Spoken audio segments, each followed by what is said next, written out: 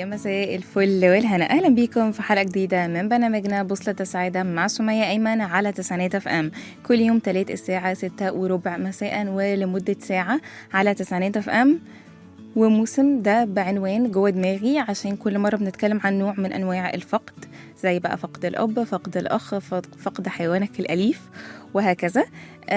وليه برضو اسمه جوه دماغي؟ بحب افكركم عشان انا بحاول على قدر الامكان يعني اوريكم النوع ده من الفقد جوه دماغي شكله عامل ازاي، التجارب اللي انا ممكن اكون عديت بيها او اللي حواليا مثلا عدوا بيها. عامه وحشتوني او يعني حاسه انه بقيت بفتقدكم اسرع. الصراحه كنت بحس الاول عادي بقى كل اسبوع كده، بس بجد بقيت حاسه ان انا بفتقدكم اسرع بكتير، وحاسه ان انتوا تاثيركم عليا بجد يمكن يكون كمان اقوى من تاثيري عليكم. اتمنى يكون ليا تاثير واتمنى يكون ايجابي. النهارده هنتكلم على نوع من انواع الفقد. الصراحه بالنسبه لي انا كسميه عشته، وعارفه ناس كتير جدا عاشوه. وهو بحس انه مش ناس كتير قادرين يعني يتكلموا عنه، وحتى لو اتكلموا عنه بيحسوا انه كلامهم مش مؤثر، فبالتالي خلاص. وهو النوع ده افتقاد الدين. افتقاد الدين مش معنى ان انت مش متدين، لا. افتقاد الدين معناها قصدي في الحياة أو حواليك تحس إنه في افتقاد للدين. فلو أنت بتحاول تمسك في شرع ربنا سبحانه وتعالى ولو 20%، الناس تحسك إن أنت غريب. فمثلا بنت بتحاول إن هي ما تسلمش على الولاد الأجانب مش معناها أجانب، يعني أجانب معناها إن هم يعني حرام عليها أو كده، إنه مش جوزها، مش عمها، مش باباها وهكذا. فبالتالي مثلا يتبصلها اللي هو ايه ده، ما بتسلميش، ايه الخنقه وايه اللي مش عارفه ايه ده وبتاع وكده. او حتى مثلا بالذات في ناس بتاخدها very offensive، يعني بجد بتاخدها كأن مثلا انت يعني كأن البنت بتشتمه مثلا، اللي هو ده انا كنت بشيلك بقى ومش عارف ايه، لو هو صاحب باباها وكده. فاللي هو يا عمو ملهاش علاقه، ده شرع كده يعني. فالموضوع ده بيبقى عامه موتر جدا. بيخليك اوقات تحس ان انت من كتر ما حس انك مختلف خلاص بقى، يعني انا همشي بقى معاهم وخلاص. ممكن يوصلك ان انت من غير قصدك تشك في نفسك. طب ما يمكن فعلا مثلا في الدين في رأي بيقول ان احنا عادي نسلم مثلا، فتبدأ ان انت تشك في نفسك اكتر. كل ده بيبقى بيأثر علينا جدا، بيأثر على درجة تديننا، على راحتنا. لانه لما انا يكون مبادئي حاجة معينة وعقيدتي حاجة معينة بس انا مش عارف اعمل بيها، فبكون طول الوقت مش مطمن. ولما كده نبدا اكتر في الحلقه افهمكم انه الدراسات لقت بقى ان الناس دي بتبقى عرضه اكتر للاكتئاب وللقلق ولحاجات كتير جدا مش كويسه. احترامهم لذاتهم بيبقى قليل، لان هو بالنسبه له انا بعمل حاجه عكس عقيدتي او عكس مبادئي، فكل ده بيبقى غير مريح ليه حتى لو هو في السبكونشس، في العقل اللاواعي. لذلك انا سؤالي ليكم النهاردة إنه في حديث النبي صلى الله عليه وسلم بيقول بدأ الإسلام غريبا وسيعود غريبا. فهل أنتوا شايفين إن احنا وصلنا للزمن ده؟ كلموني على أرقام التواصل 010427894،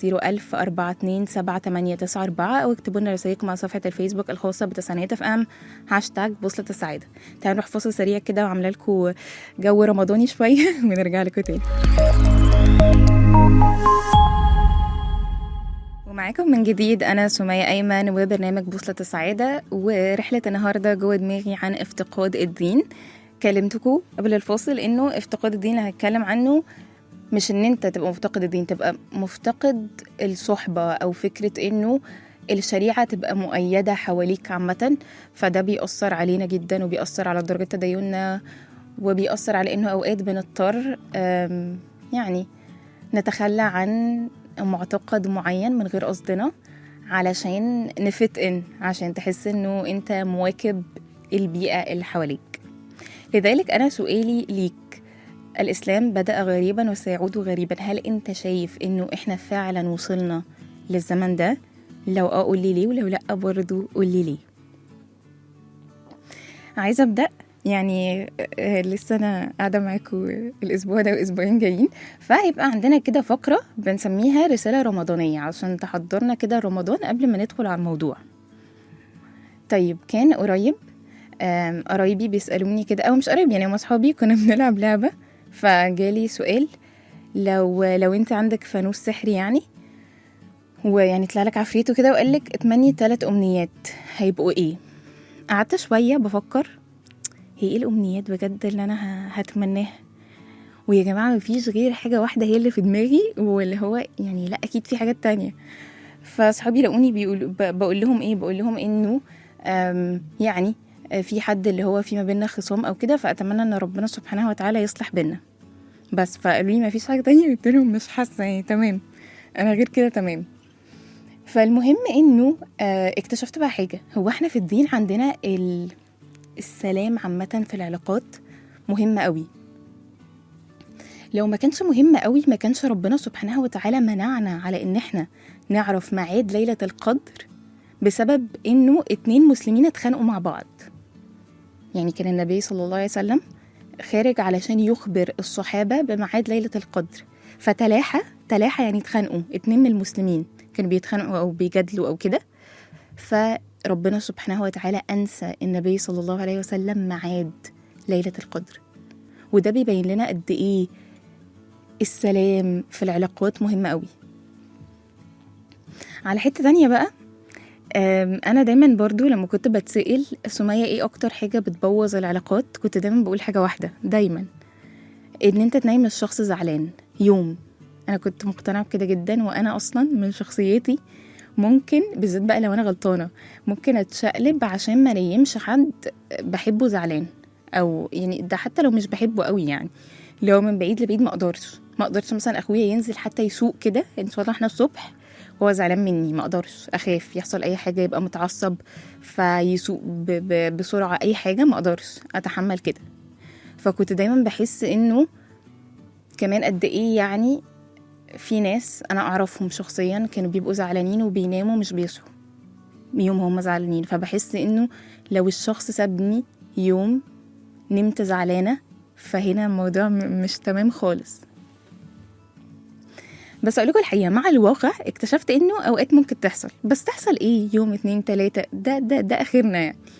بس بحس بقى الشخص اللي يسيبك شهر 2 3 6 7، بحس هنا انه بيبدأ يحصل في العلاقة دي جدار كده، عارفين اللي هو كانت كل حاجة سلسة قوي بس بدأ يبقى فيه جدار ما بين الطرفين. يعني عشان كده نفسي فعلا انه ما تنيموش حد بتحبوه زعلان على قد ما تقدروا. ما تخلوش كده على دخلة رمضان شخص عمال بيسأل نفسه، يعني مش عارف ينام كده وعمال بيسأل نفسه هو أنا ليه اتبعت برخيص قوي كده؟ هو أنا طب أنا غلطت في حاجة؟ يعني كان كل ده كذب؟ الشخص كان بيتسلى مثلا، كان واخدني مصلحة، بيجي للشخص مليون ألف فكرة. بحس حتى أوقات ومتأكدة إن الناس اللي في نفس الحتة دي يبقوا فاهمين قصدي قوي، أوقات إن أنت بتبقى عايز الشخص يفهمك إنه لأ هو مثلا كان في صدق في المشاعر وكل حاجة بس حصلت حاجة، وحتى لو خلاص مش هتبقوا قريبين تاني بس تمام، بس انت محتاج تطمن. بس فكرة إنه تبقى حاسس إن كل ما تبص على ذكرى لا السمية دي كانت كدبة أصلا ما كانش حقيقة، ده من أكتر الحاجات اللي بتوجع البني آدم. وفي حاجة كمان، أنا مثلا من أكتر الناس اللي بتواجه جدا، بحب أواجه جدا جدا جدا فوق ممكن تتخيلوا بكتير، حتى لو الشخص هو اللي غلطان فيا. بس أوقات بتواجه مرة واتنين وتلاتة والشخص بيخيب ظنك، فبتقول أنا يعني لا ما كرامتي بقى، يعني مش هواجه الرابعة. وعارفين ما بتبقاش بس كرامة، بتبقى كرامة وبتبقى ان انت عايز تحافظ على اخر حاجة حلوة.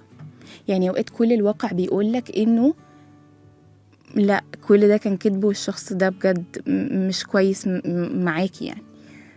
فانت تبقى حاسس بس داخليا لا انا مش مبسوط بده، مش حاسس ان دي الحقيقة. بس لما بقى الشخص ده بتسيبه، اصل اوقات الناس بتاخدها for granted، بتاخد حق مكتسب انه الشخص ده بيحب من قلبه قوي، فانا مهما سبته زعلان مهما مش عارفه ايه هو دايما هيشوف انه لا انا معذور ومش لا، هو ده ما بيحصلش. اللي بيحصل انه بعد فتره خلاص كل حاجه بتبقى دبلت، المشاعر دبلت، الشخص ده شبه بيفتكر اسمك يعني بالعافية. لما يشوفك هو ما بيقعد يحاول كده شوية يسيرش عشان يفتكر مين هذا الشخص. والأشخاص اللي بتحب من قلبها قوي بتبقى كده، بتدي فرص كتير قوي، بس بتيجي عند لحظة موضوع انتهى. فلذلك حابة أقول لكم الحقوا اعتذروا، الحق طيب بخاطر اللي زعلته قبل ما آخر حاجة حلوة تدفن، وساعتها هتكون خسرته للأبد. وسبحان الله احنا امبارح كانت ليلة النصف من شعبان اللي ربنا سبحانه وتعالى يعني أوحى للنبي صلى الله عليه وسلم الحديث: إن الله لا يطلع في ليلة النصف من شعبان فيغفر لجميع خلقه إلا لاتنين، لمشرك إن شاء الله أنت مش منهم، أو مشاحن منها الخصام، أو إن يبقى في مشكلة معينة في مقدرة إنه تتحل، بس أنت بتعند، بس أنت خايف تواجه. فالحقوا طيبوا بخاطر اللي بيحبوكوا بجد، عشان دول فعلا مش هيتعوضوا. وعلى الأقل اعمل اللي عليك، يعني حتى لو الموضوع ما مشيش بس تكون عملت اللي عليك. فلما ترجع للموضوع تكون أنا عملت اللي عليا. بس تبقى وحشة قوي لما تكبر شوية كده وتقول طب ما كنت طب لو كنت مثلا رحت وطيبت بخاطر الشخص ده كان هيحصل ايه. فدي بقى بتبقى قاتلة. وانا بقول لكم يعني كحد بقى كمان بيدرس علم نفس قد ايه دي بتوجع قوي في الجلسات فيما بعد. طيب احنا النهارده قلنا هنتكلم عن افتقاد الدين، وقعدت شويه افكر هجيبها لكم منين، هجيب لكم الموضوع منين. اكتشفت انه هجيبها لكم من حته مهمه قوي، الا وهي المصداقيه. فكره ان انت تبقى كل سلوكياتك وافعالك والانشطه اللي انت بتعملها في حياتك متماشيه مع نفسك الحقيقيه. نفسك الحقيقية دي يعني أفكارك، معتقداتك، مبادئك، ما تحسش إن في اختلاف. كل ما تحس إن في اختلاف وكل ما المصداقية بتقل، كل ما هتبدأ تنعزل أكتر، هتبدأ إن أنت يجيلك أعراض اكتئاب وأعراض قلق وأعراض توتر وهكذا. لذلك هو ده اللي هنتكلم عليه النهاردة. بس تعالوا كده نروح لفاصل ونرجع لكم تاني، ولسه مستنية مكالماتكم عشان تقولوا لي بدأ الإسلام غريبا وسيعود غريبا، هل فعلا وصلنا للزمن ده ولا لسه شوية؟ أرقام التواصل بتاعتنا 010427894 أو اكتبوا لنا رسائلكم على صفحة الفيسبوك الخاصة بتسعينات اف ام #بوصلة السعادة. فاصل سريع نرجع لكم تاني. ومعاكم مرة أخرى أنا سمية أيمن وبرنامج بوصلة السعادة، ورحلة النهاردة جوه دماغي عن افتقاد الدين. افتقاد الدين بمعنى إيه؟ قولها لكم تاني، بمعنى إنه مش أنت نفسك المفتقد الدين، بس مفتقد إنه يكون موجود في الناس اللي حواليك أو في المجتمع أو في البيئة اللي أنت عايش فيها، ما تحسش إنه اللي أنت بتعمله ده غريب. وهنا عايزة أقول حاجة مهمة قوي. إحنا بنستغرب ليه الاشخاص اللي هو بنقعد نقول ايه، طب خلاص انت مش عارف تعمل الحاجه مفيش مشكله بس ما تقولش عليها حلال. مش حد بنقعد نقول كده؟ بس يا جماعه بيبقى فيه، يعني مش بقول لكم والله، انا بقول لكم عشان تفهموا نفسيه اللي قدامكم، وان احنا اوقات ممكن نكون بنعملها كده، مش لازم نكون بنوصلها لاكستريم ان احنا بنقول على حاجه حلال، بس مثلا حتى ان انت ما تحسش بتأنيب ضمير كفايه او كده. دي بتبقى لعبه من لعب الشيطان، وحاجه طبيعيه جدا، لان احنا فكره ان انت تحس انت بتعمل حاجه غلط دي حاجه صعبه جدا على البني ادم، وبيبدا هنا يحس بالتوتر والخطر وكده. فهعمل ايه؟ هستخدم حيله من الحيل الدفاعيه. فحيله من الحيل الدفاعيه ان انا احس ان الحاجه دي عاديه، هي اصلا مش حرام، بس فاطمن نفسي. فلذلك ممكن تكون بنت مش قادره تلبس الحجاب والموضوع واجعها قوي، يعني هي حاسه هي من جواها نفسها جدا بس هي مش قادره، وفي نفس الوقت ضميرها مقلبه جدا. فهعمل ايه؟ هبدا اقول والله يا جماعه هو مين قال ان الحجاب فرض اصلا؟ يطلع لي بقى الايه اللي بتقول ان الحجاب فرض، وبعدين لما تطلع لها الايه تقول لك لا بس ما الايه مش واضحه، يعني مش واضح المعنى كده. فده حاجه طبيعيه جدا ان احنا نعملها. من الحاجات برضو التانية اللي هتلاقي ناس بتعملها او ممكن انت من غير قصدك تكون بتعملها، لما يبقى في حاجه حرام جدا انت بتعملها وبرضه ضميرك مأنبك بس انت مش قادر تسيبها، فانا هعمل ايه؟ هاخد صحابي معايا بقى، يعني فاهم؟ نبدأ بقى نحس ان احنا مجموعة بنعمل الحاجة دي بس.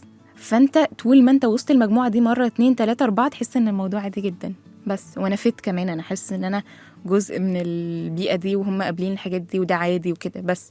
وتبدأ تهاجم اي حد الناحية التانية بقى بيقولك ازاي تعمل كده او ازاي تجهر بالمعصية وهكذا.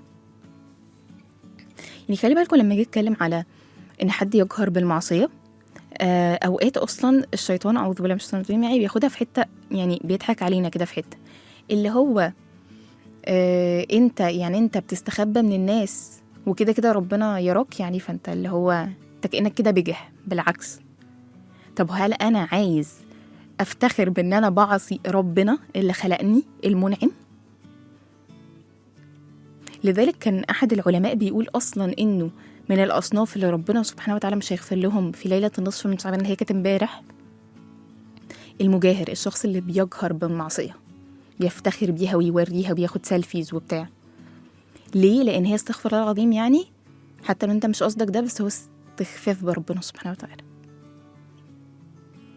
يعني عارفين كده لما مثلا let's say مثلا واحد بيشرب سجاير وبابا ما يعرفش، فايه فاول ما بابا يدخل تلاقيه مثلا ان شاء الله عمل السيجاره دي في ايده كده ويحرق نفسه مش مهم بس عشان بابايا ما يشوفنيش.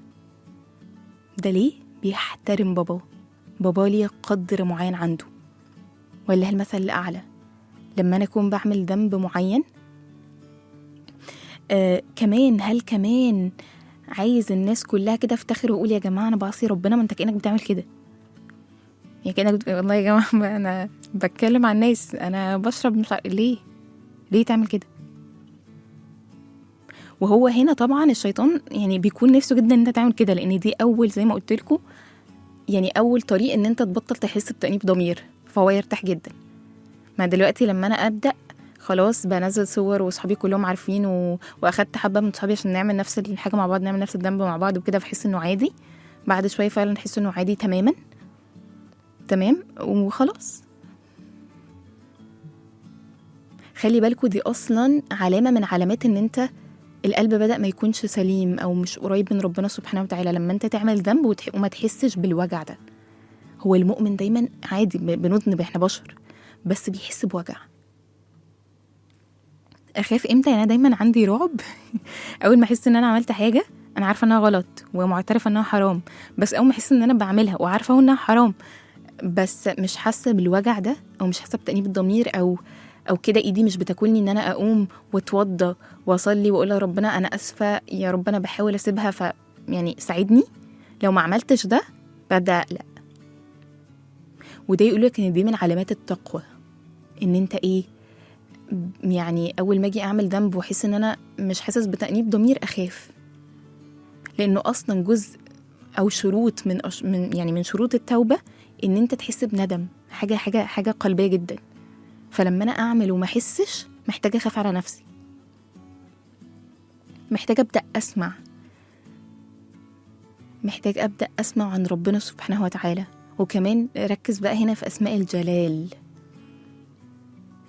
اللي هو المنتقم الجبار. طبعا جبار ليها معنيين، يعني في معنى اصلا في جمال ان ربنا سبحانه وتعالى بيجبر بخاطر العباد، ولكن تبدأ تسمع عن عقاب ربنا سبحانه وتعالى عن الناحية التانية بحيث ان انا ابدأ اخاف فابعد. زي ما ربنا بيقول ان هو شديد العقاب، فتبدأ تسمع عن عقاب ربنا سبحانه وتعالى. انما انت محتاج تسمع عن رحمته، تسمع عن رحمته لو انت عملت الذنب وبعدين هنا هيدخلك الشيطان ويقولك انت عملت ذنب كبير قوي ربنا مش هيغفر لك. فهنا محتاج لا اسمع العفو الغفور الرحمن الرحيم الرؤوف اللطيف، فاعرف انه لا، انتوا عارفين احنا كل مشاكلنا مع ربنا سبحانه وتعالى نابعه من حاجه واحده بس، والعلماء يعني بيقولوا انه ده من الاسباب، انه من غير قصدنا احنا بنشبه صفات ربنا بصفات البشر. فانا مثلا مع حضرتك هغلط فيها مره هعدي، التانية هعدي، التالتة هعدي، الرابعة اقول لك زودتها. ربنا سبحانه وتعالى مش كده، ده حاشاه. بتكلم على صفات البشر، ايوه البشر عندهم حدود، الله سبحانه وتعالى عفو ليس له حد. يوصل لأنه حتى لو أنت أشركت بالله ورجعت تبت قبل كده، يعني قبل ما تموت، خلاص ربنا سبحانه وتعالى يغفر لك. في برضو الفكرة المغلوطة جدا عندنا، الأشخاص اللي بتفتكر إنه أنا لو عملت ذنب أنا مستني بقى الابتلاء. بص أنا قاعد مستني المشكلة جاية منين، والله بص أنا مش عارفة تنزل من هنا ولا من هنا. إزاي؟ يعني لما ربنا يقول لك يعفو عن كثير يبقى إيه؟ حاجات قليلة جدا 3 تخيلها هي اللي ربنا سبحانه وتعالى يعني يعاقبك بيها، بس هو بيعفو سبحانه وتعالى. واصلا اوقات كتير ربنا بيجيبنا بالنعمه مش يعني الابتلاء احنا زي ما قلنا خير وشر، فاوقات ربنا بيجيبك اصلا بان هو يستجيب لك دعاء انت نفسك فيه، ان انت تكون كنت بتفكر في حاجه حتى ما دعيتهاش فربنا يجيبها لك، فانت كده تحس بحياء، ايه ده يا رب، ده انا بعمل كل ده وحتى استكبرت كده ان انا ادعي الدعاء اللي النبي صلى الله عليه وسلم قال فيه الدعاء هو العباده، وانت برضو انعمت عليا، فتتكسف فترجع. عشان كده دايما بقعد اقول خلي بالكوا قوي من النعم، وان انتوا تشكروا ربنا سبحانه وتعالى على النعمه، عشان انت لو ما عملتش ده ربنا بيحبك فهيجيبك من الناحيه التانية بقى. تعال نشوف بقى لما ربنا يشد عليك هتعمل ايه. انما ربنا سبحانه وتعالى ارحم بكتير من معتقداتكم او مخيلتكم. يعني مخيلتنا ما تقدرش يا جماعه تجيب ربنا سبحانه وتعالى رحمته واسعه قد ايه، وسعت كل شيء، انت ما تقدرش، مخك مش هيجيب.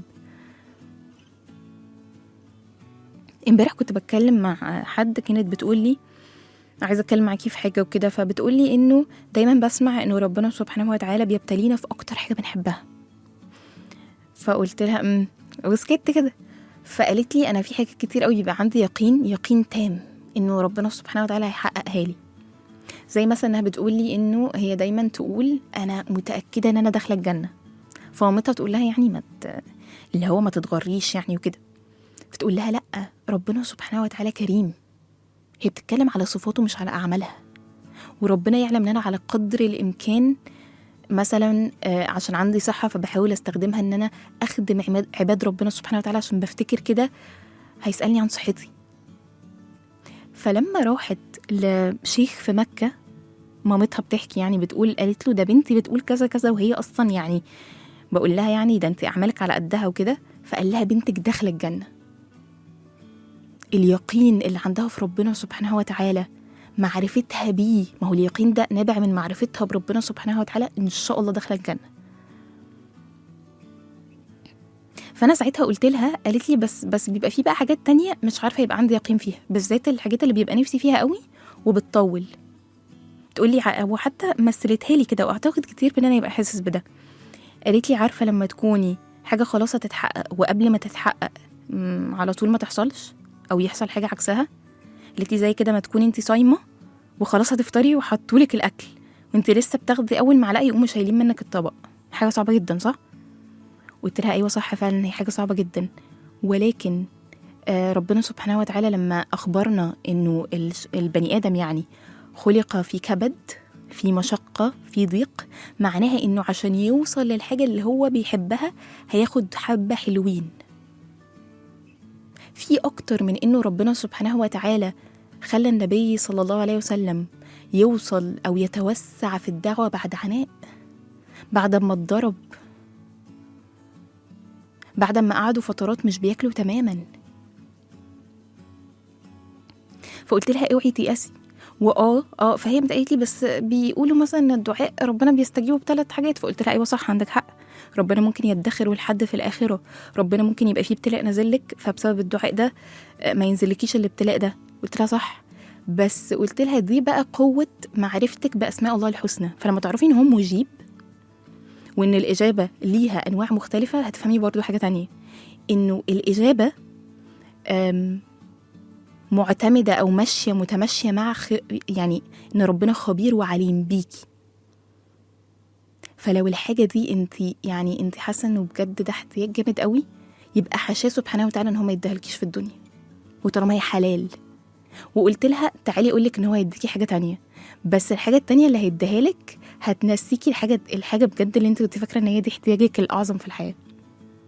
فكده كده يعني الحاجه اللي عايزه اقولها انه كده كده هيريحك. ازاي؟ مش بتاعتي، بس يبقى عندي يقين. ما تسمعش اللي يقولك لا ازهد بقى يا عم في الدعاء ده شكله كده كده خلاص بقى وبتاع. طالما انت بتدعي في حاجه حلال ما تزهدش، ما تزهدش في الدعاء. كل ما تعرف ربنا سبحانه وتعالى، كل ما تعرف صفاته، عمرك ما هتزهد. كل ما تسمع عن قصص الأنبياء عمرك ما هتزهد. تعالوا بس نروح لفاصل نرجع لكم تاني. بفكركم بسؤال حلقتنا: بدأ الإسلام غريبا وسيعود غريبا. يا ترى انت شايف ان احنا وصلنا للزمن ده؟ ارقام التواصل بتاعتنا 010427894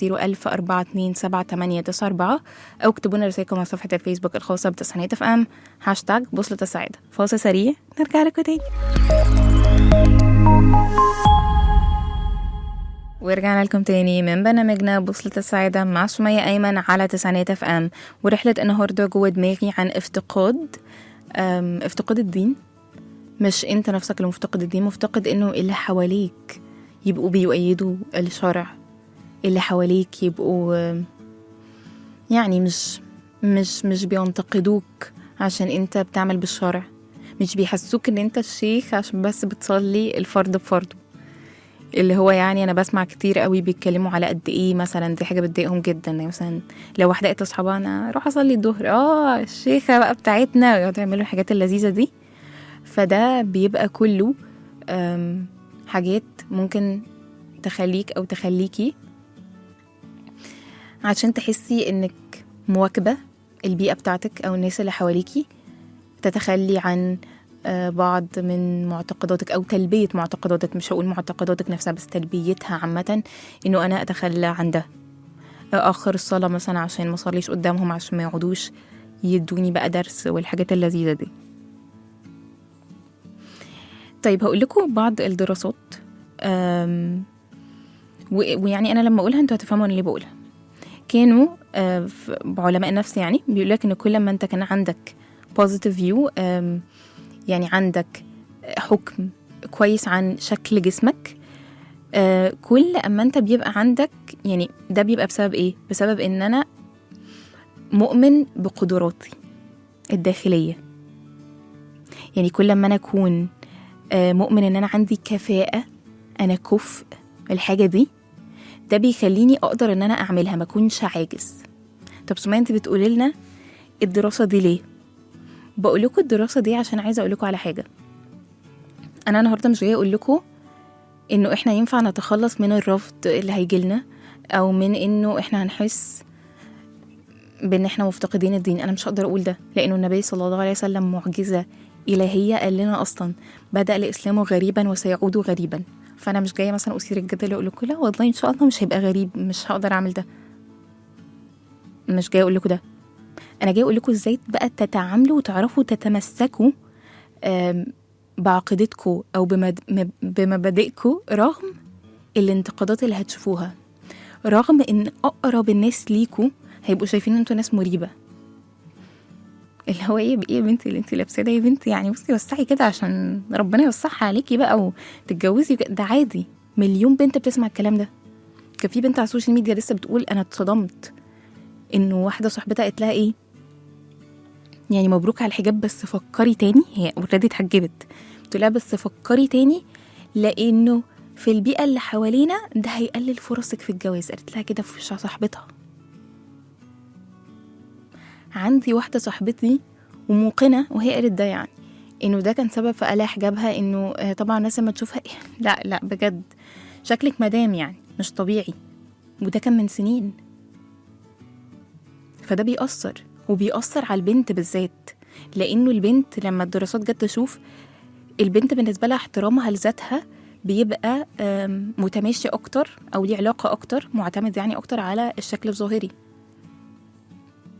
ده يرجع طبعا للتربية والثقافة وكل الحاجات دي، بس شكلها الظاهري بيفرق معاه جدا. عشان كده بستغرب جدا من الناس اللي بتبقى ضد مثلا ان المحجبة تبقى شيك، حتى لو هي مش لابسة الوان ملفتة ولا مبينة حاجة. انت ازاي تلبسي شيك يعني؟ وكأن ده حرام. المنقبة بينتقدوا انت ليه لابسة ألوان حتى لو مش لابسة لون فاقع. هو المشكلة فين؟ ان انا البس لون عارفين بنور في الضلمة، فاول ما حد يشوف يتخض اساسا، فده يبقى عكس حجابك، دي حاجة مختلفة. انما ربنا سبحانه وتعالى ما قالناش انه احنا المفروض يبقى شكلنا وحش لما ننزل، لا ما حصلش ده، ما جاش يعني. بالعكس انا كل بقى ما بقول لهم كده كل ما فعلا بخليهم هي جواها نفسها تتمسك بحجابها بس هتقلعه. كام بلوجر طلعت قالت يا جماعه هو قلعته لكم، عشان الناس قعدت تقول لها ايه هو ده حجاب؟ نص شعرك باين، ده يعني حجاب؟ ده يعني انت حاطه يعني ميك اب ده كده اسمه حجاب يعني؟ ويقعدوا يعملوا لها كده. فعملت ايه يا جماعه؟ اقسم بالله قلعت اهو، انا مش محجبه عشان تبقوا بس مستريحين. فاحنا كل اللي بنعمله ان احنا مع البنت، لما بتكلم مع البنات ومع الحجاب وكده، كل ما انا اقعد اقول لهم الحاجات دي كل ما هتخليهم يتخلوا عن مبادئهم وتكون انت سبب. مش بقول ان احنا المفروض لما نسمع الحاجات دي نعمل كده، بس احنا في الاخر بشر طبيعي. عشان كده دايما بقول للبنات اكتر حاجة تخليكي متمسكة بحجابك هو ان انا ما تخلاش عن جمالي بكل الطرق. فانا بره ربنا قال لي بعض الحاجات ما ينفعش تزين، ما ينفعش كذا، فبعملهم، بس في نفس الوقت على قدر الامكان بلبس لبس شكله شيك طالما لا بيصف ولا وهكذا. في البيت انا بقى بدلع نفسي، فبالتالي انا مش حاسه ان انا لازم اقلع الحجاب عشان ادلع نفسي. ما انا اوريدي في البيت مدلعه نفسي، يعني انا اوريدي كل حاجه بعملها تمام. بيبقى عندي كده وقت انا وصحابي بنتلم فيه ونعمل فول ميك اب ونرقص مع بعض ومش عارفه ايه، فانا مش حاسه ان انا بتخلى عن جزء مني، لا، بيبقى في بديل حلال ده هتاخدي عليه ثواب اساسا، لان ده اللي بيخليكي تحافظي على حجابك بره.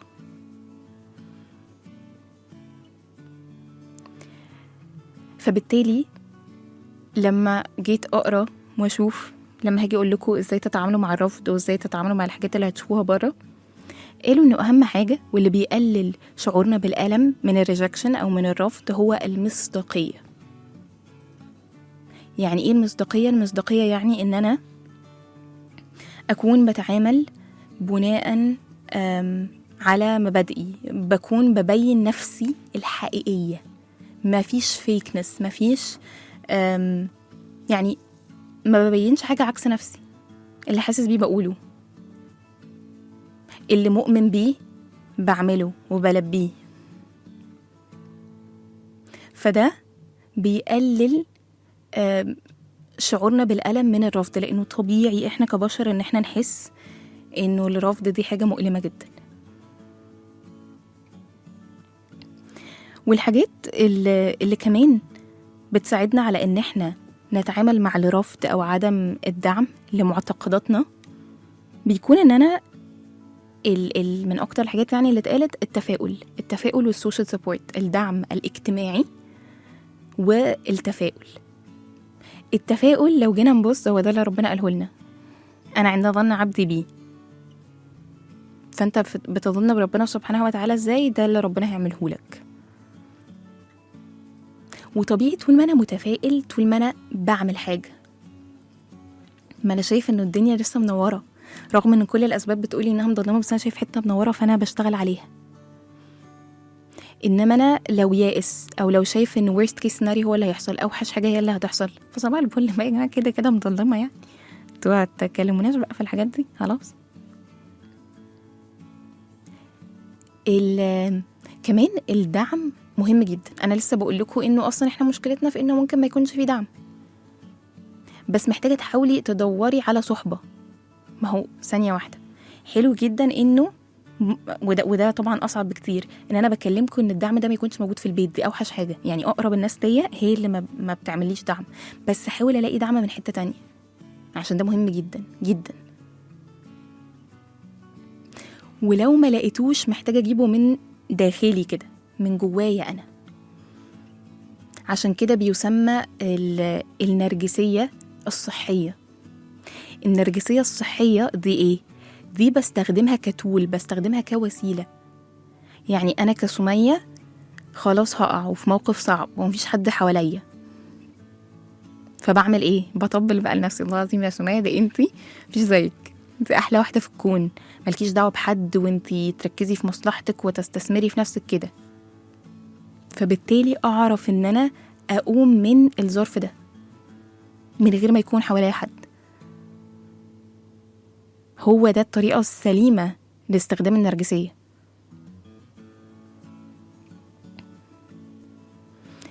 زي ما اوقات برضو هحتاج ان انا اتخلى اصلا عن نرجسيتي تماما، يعني هحتاج ما اشوفش نفسي كاني مش موجود. امتى؟ لما اللي بيحبوني يكونوا محتاجيني قوي، فانا في حد بحبه تعبان، انا اللي محتاجه اخد بالي منه وكل الحاجات دي، فانا خلاص انا سمية على جنب الشهر ده، انا مع الشخص ده بكلي كده. هو ده التوازن الصح. احنا مشكلتنا ان احنا ما بنعرفش نعمل توازن. عندنا يعني يا اما ايه، يا اما اعلى قوي بالحاجه، يا اما ما تكونش موجوده خالص، مع ان احنا ديننا دين وسط.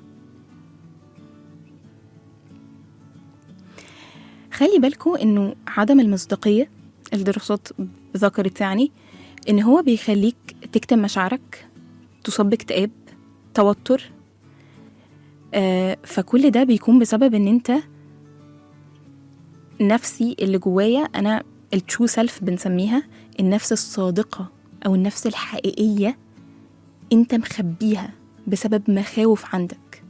طب ايه الحاجه اللي بتغذي يا سمية المصداقيه؟ الحاجات اللي بتغذي المصداقيه هي اولا النوستالجيا. النوستالجيا اللي هي ذكريات كده زمان انت بتحس اتجاهها بحنين وافتقاد وكده. طب ليه يا سمية النوستالجيا دي ممكن تخليني يبقى عندي مصداقية أعلى؟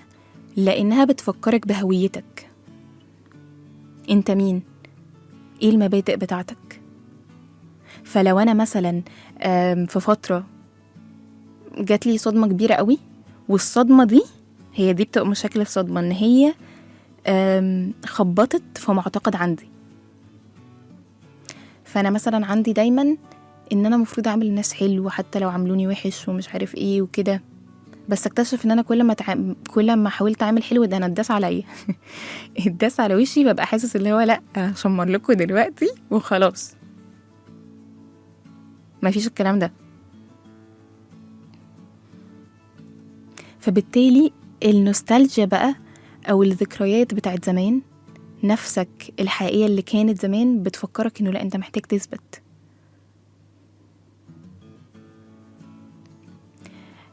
كمان من الحاجات اللي بتغذي المصداقية هي التعاطف مع الذات. فكرة ان انا ابقى متعاطف مع نفسي دي من اهم الحاجات، ودي من الحاجات اللي يمكن غيرتني. يعني يا جماعة مش عارفة اقولكوا قد ايه، بس قوي قوي قوي، لاني دايما كنت شايفة اني ماليش اي حق بجد. ودائما وابدا حتى بخاف ان انا ادعي ربنا ان انا عايزة حقي. ليه؟ لاني دايما شايفة ان اكيد انا عملت حاجة غلط، اكيد انتي مقفوره يا سمية. دايما كنت بشوف كده، والله انتي مقفوره قوي، انتي ليه بتزعلي اصلا؟ فده كان بيخليني انهار اكتر، وانا مش فاهمه ليه بنهار. يعني اصلا لما اقول لنفسي الموضوع تافه، انتي ليه منهاره؟ عشان ده انت عمال تشد مع نفسك ليه قوي كده؟ ليه تبقى نفسك شايفه حاجه صعبه قوي وانت عمال بتضغط عليه؟ وده اللي يخليك تعيش دور الضحيه، لان انت من جوه مش متعاطف مع نفسك، فعايز بقى التعاطف من بره. الله يا جماعه اصل انا حصل فيا كده، هتلاقي نفسك عمال طول الوقت تبقى كده. يعني أنا أوقات في مثلا موقف مثلا صعب عديت بيه، فخلاص أوقات بحس إن أنا تمام والدنيا لذيذة وكده، وبعدين أوقات بتصعب عليا نفسي، بالذات لما أشوف مثلا مكان مثلا معين، المكان ده هو ده اللي أنا عرفت فيه الحقيقة، أو شفت رسالة الشخص مثلا وكنت بترعش ومامتي كانت بتاخد مني موبايل وأنا اللي هتعامل ومش عارف إيه وكده. فبص أنا على السرير أبقى حاسة اللي هو يا حبيبة قلبي، بيلاقوني في البيت كده اللي هو يا حبيبة قلبي وكده. أيوة محتاج تتعاطف مع نفسك. كان موقف تقيل. برافو عليك انك عديته والله، بس برافو عليك انك عديته لوحدك بجد. فما تتعملش انه لا ده موضوع بسيط، يعني الناس اصلا كلها بتشوف حاجات كده والحاجات دي، لا ما تعملش كده. كمان من الحاجات المهمة قوي ان انا احس بمعنى في الحياة. ومعنى في الحياة ده قلتلكوا ان انت ممكن تلاقيه باشكال كتير قوي، ممكن تلاقيه بموهبة معينة عندك. خلي بالكوا في حاجة بتسمى السلف افرميشن او توكيد الذات. انا كانت مع ان انا واحده ودارسه قدامكم فمتاكده انتوا كمان كنتوا فاكرين كده، انا كنت فاكره ان توكيد الذات ده عباره عن ايه، برافو عليك يا سمية انت تقدر، وعارفين حاجات اللي هنبص في المرايه ونقعد نقول كده. طلع الموضوع مش كده خالص خالص. توكيد الذات ده معناه انه انا احس بسلامه مع ذاتي. السلامه دي بتيجي ازاي؟ ان انا اشوف النفس متقسمه ل3 حاجات. النفس متقسمه ادواري في الحياه، يعني انا ام، اخت، بنت، ايا كان، يعني ايه ادواري في الحياه. الفاليوز، مبادئي، فانا مثلا طبيعتي ان انا بحب ابقى لطيفه مع الناس، بحب ان انا لما حد يسيء ليا او احسن الي، كل دي بالنسبه لي مبادئ ماشيه عليها. تالت حاجه بيكون البليف سيستم، او نقدر نقول السيستم، المعتقد اللي انت عايش بيه، اللي بيبقى له علاقه بالسياسه والدين والاقتصاد والحاجات دي، المعتقدات بقى اللي عندك عن الحاجات دي. اللي بيحصل انه توكيد الذات ده انا بحتاجه امتى؟ توكيد الذات بحتاجه لما اي حاجه من ال3 دول تحصل، يعني تخبط فيها. فانت بتخبط حاجه، خبطت عن شكلك قدام نفسك، فانت شكلك قدام نفسك بقى وحش بسبب الموقف ده، فتعمل ايه؟ هو ده توكيد الذات بيقولك تعمل ايه. توكيد الذات بيقولك تعمل ايه؟ بيقولك اولا ان انت تكون فلكسبل او لين. يعني ان انا ما اقومش قايله سمية، هي سمية ايه في الحياه؟ سمية بنت بره بس. فانا كده لو عملت اي موقف صغير مع مامتي، في كلمتها بطريقه مش لذيذه مش عارف ايه، هحس ان انا كل حياتي وقعت. انما انا سمية بنت بره ومذيعه، بتذيع كويس ومجتهده في شغلها، وهي اخت، وهي كذا وكذا وكذا، فانا عندي مثلا بتاع 6 حاجات، فلما حاجه منهم تقع ما بقاش حاسس ان حياتي وقعت. كمان السلف افرميشن او توكيد الذات بيقولك ايه؟ بيقولك انه لما انت يحصل حاجه تهدد شكلك قدام نفسك، بقوم عامل حاجه تلبيلي مبدأ او معتقد عندي مختلف عن اللي تهدد. فانا النهارده جيت وعملت حلقه وحشه جدا، مكلمني مثلا، كلمتوني انتوا قلتولي سمية الحلقه وحشه قوي في وشي كده، فانا بقى ماشيه اللي هو منهاره علاوي، انا بقى فاشله في شغلي بقى وكده، فاقوم عامله ايه؟ اشوف مبدأ معين او معتقد معين والبيه. يعني مثلا اروح مثلا اعمل خير، فهنا ابدا احس انه ايه ده، لا انا في حاجه كويسه فيها. اروح اكلم اقرب صاحبه ليا واقعد معاها، فاحس ان انا نجحت ان انا يبقى عندي صديقه. على حسب بقى انت معتقداتك او مبادئك ايه في الحياه، فهتعرف بناء عليها تشوف هتاخد الاكشن في انهي حته. فده توكيد الذات. انما مش توكيد الذات بس اللي احنا كنا فاكرينه، اللي هي جمل معينه بقولها لنفسي، لو اقف في المرايه اقول سمية انت حلوه قوي، سمية انت ما كده. ده على فكره ده كويس، وعليه دراسات بتقول ان هو كويس قوي، بس اقصد اقول لكم ان مش ده الموضوع، او مش يعني مش هو ده يعني السلف افرميشن بس، لا. عشان كده احنا بنحس ان الموضوع مش ناجح قوي، لان انا لو بستخدمه لوحده، يعني وانا كل يوم بقوم اقول سمية برافو عليكي شطوره اموره مش عارف ايه كده، بس انا ما بعملش اي حاجه ومش فلكسبل، مش لينه، وشايفه ان انا دوري حاجه واحده بس في الحياه، فلو ما عملتهاش اذا سمية مش موجوده، يبقى بقى اقعد انت قول لنفسك للصبح ان انت جميل وشطر ولا هيحصل حاجه.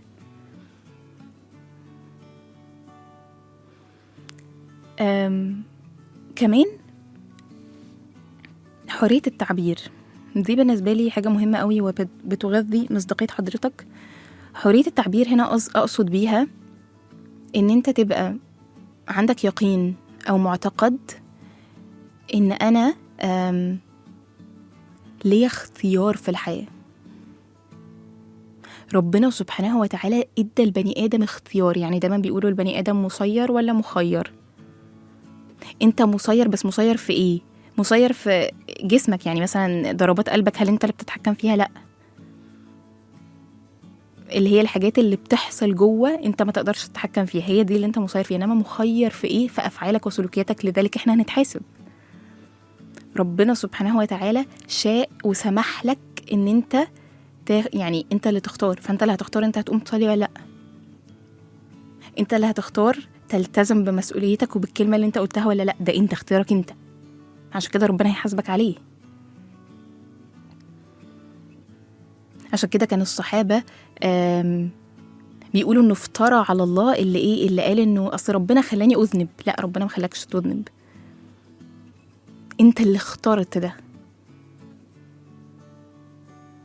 فكل ما اعرف ان انا مخير وربنا اداني اختيار، هبقى احس ان انا في حاجة اقدر اعملها، ما احسش ان انا عاجز، حتى لو هي حاجة صغيرة قوي، حتى لو هي بعيدة تماما عن يعني عن الهدف ده. وده اللي حبيت اختم معاكم بيه. حلقتنا النهاردة كانت عن افتقاد الدين، وقلت لكم ان اهم حاجة ان انت يبقى عندك مصداقية وبتبين نفسك الحقيقية. قلناها بأربع حاجات: تعاطف مع الذات، المعنى في الحياة، حرية التعبير، ان انت يبقى شايف ان انت ليك اختيار، والنوستالجيا او الذكريات والحنين ليها. دي كانت حلقتنا النهاردة. استنوني يوم الثلاثاء الجاي الساعة 6:15 مساء. يومكم جميل.